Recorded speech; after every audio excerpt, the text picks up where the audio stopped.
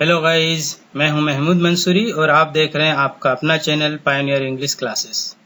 Dear students, आज हम study करेंगे क्लास 12 जनरल इंग्लिश के lesson 11 the rightful inheritors of the earth. Rightful यानी सच्चे या अधिकार वाले, इनहेरिटर्स यानी उत्तराधिकारी या वारिस, ऑफ द अर्थ यानी पृथ्वी के सच्चे उत्तराधिकारी या सही हकदार।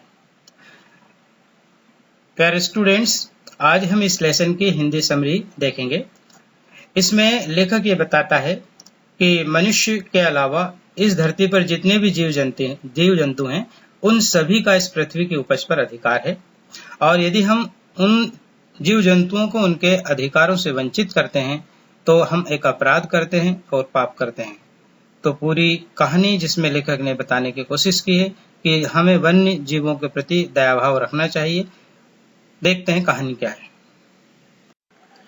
लेखक बोलता है कि मैंने इस विशाल धरती के एक छोटे से भूभाग को खरीदा। मैंने एक 2 एकड़ का प्लाट खरीदा।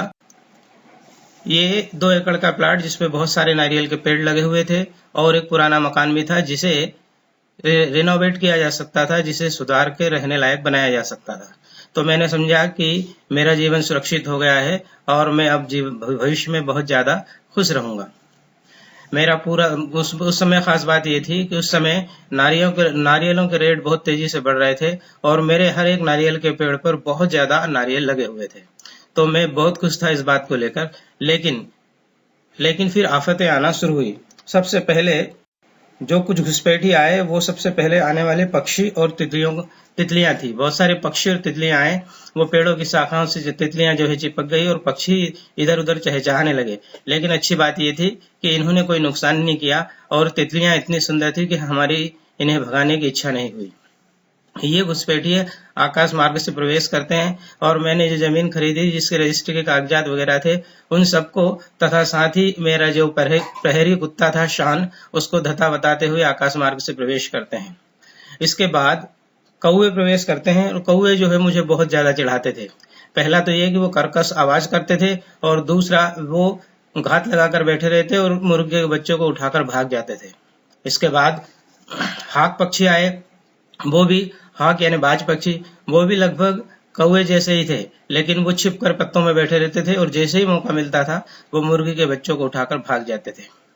इसके बाद नेवले और जंगली बिल्लियां और लोमड़ियां आती और वो मुर्गी के बच्चे नहीं बल्कि पूरी की पूरी मुर्गी को ही उठाकर भाग जाती थी।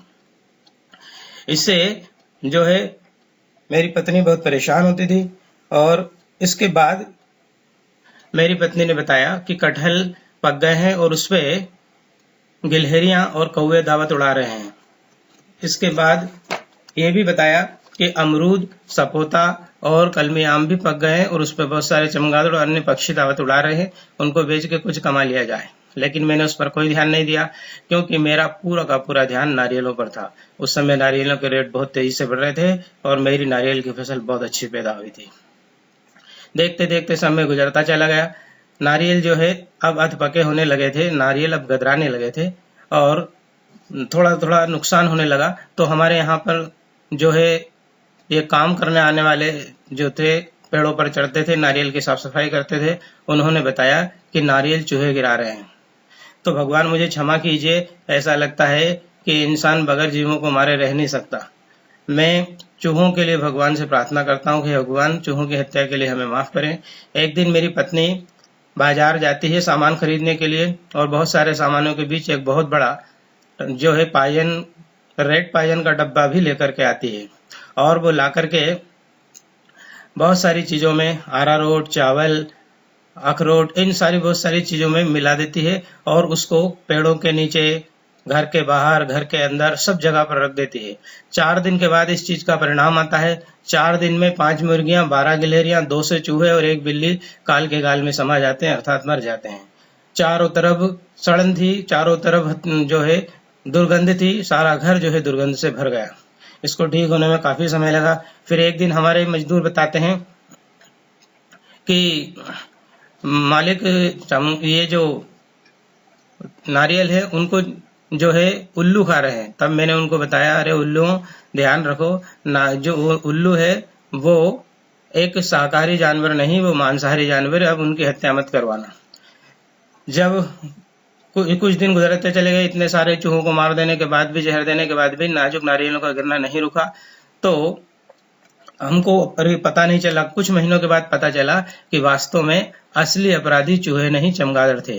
वो रात के अंधेरे में आते, रात होने पर आते और रात भर अच्छे वो किसी नारियल के ऊपर, जो अधपका नारियल रहता, उसे चिपक जाते और उसको सारा गिर खा जाते और उसका नारियल पानी पी जाते और सुबह सुबह भाग जाते थे।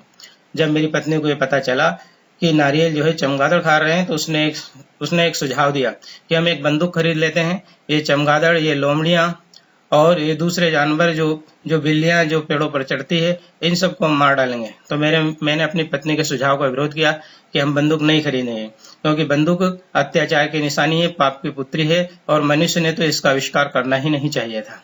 लेकिन मेरी पत्नी ने गुप्त योजना बनाई और एक दिन क्या देखता हूँ कि मेरी पत्नी का चचेरा भाई एक शानदार बंदूक अपने कंधे पर रख के बड़े इतराते हुए चला आ रहा है और आके बोलता है कि अब तुमको घबराने की जरूरत नहीं है, मैंने पूरे क्षेत्र का अध्ययन कर लिया है।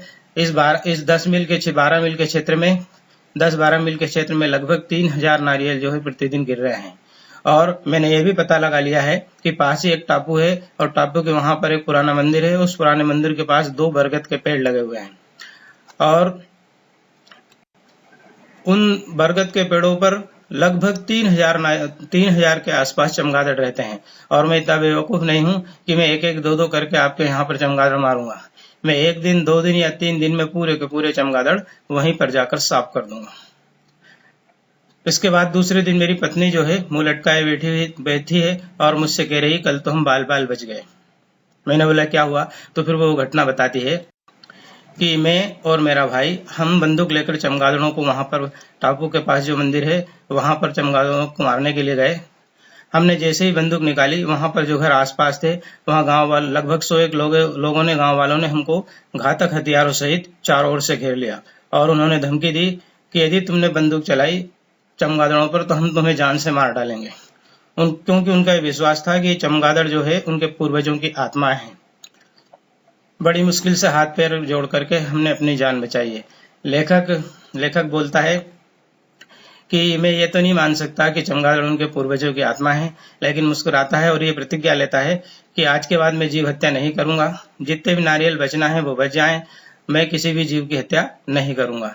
इस तरह से, क्योंकि भगवान ने जो मनुष्य को बनाया उसके साथ साथ बहुत सारे जीवों को भी बनाया है और इन जीवों का भी इस पृथ्वी की जो पैदावार है उस पर उनका भी जो उपज है उस पर उनका भी अधिकार है और उनके अधिकारों से उनको वंचित करना वास्तव में अपराध है, पाप है। तो मैं आज से प्रतिज्ञा लेता हूं कि मैं जीव हत्या नहीं करूंगा। उम्मीद है दोस्तों आपको वीडियो पसंद आया होगा। यदि आपको वीडियो पसंद आया तो प्लीज लाइक करें, शेयर करें और सब्सक्राइब करें। मिलते हैं फिर एक नए वीडियो के साथ, तब तक के लिए जय हिंद, जय भारत।